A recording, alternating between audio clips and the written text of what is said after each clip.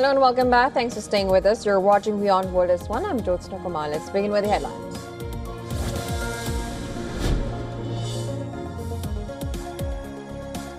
Iranian Foreign Minister Abbas Araghchi arrives in St. Petersburg for talks with Russian President Vladimir Putin. Visit is aimed at holding discussions on status of Iran's ceasefire talks with U.S. and regional developments.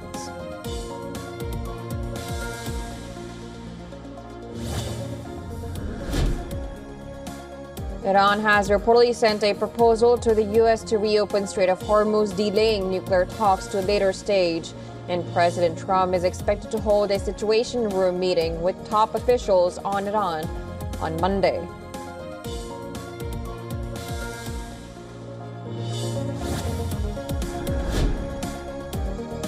Britain's King Charles begins four-day state visit to the U.S. today, aimed at reinforcing historic ties. Trip comes amid rising transatlantic tensions over Iran war and follows a shooting at the dinner hosted by President Trump.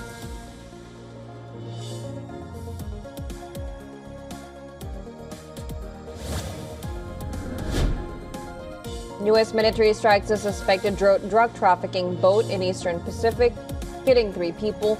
U.S. Southern Command says the vessel was operated by designated terrorist groups. At least 185 people have now been killed in similar U.S. strikes.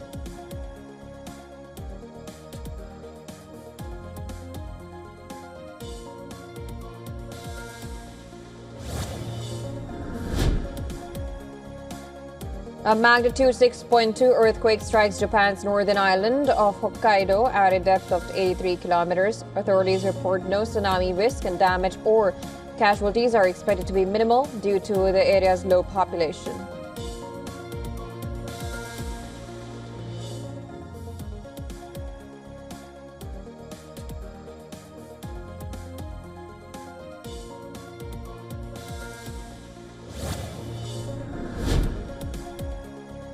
Newspaper report says military spending in Asia-Pacific rose at fastest rate in 2025 amid concerns among U.S. allies over security commitments.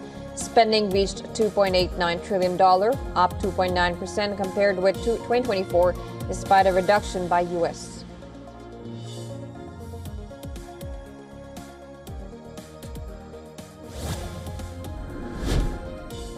Kim Jong-un reaffirmed support for Russia's war in Ukraine, calling it a sacred conflict and expressing confidence in its victory. Makes remarks during a meeting with Russian Defense Minister Andrei Belousov in Pyongyang.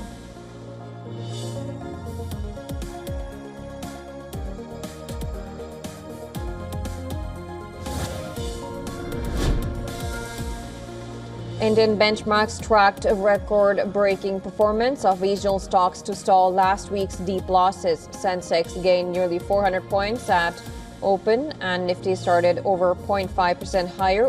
However, the over $26 billion tech rout last week from weak earnings is likely to weigh on sentiment.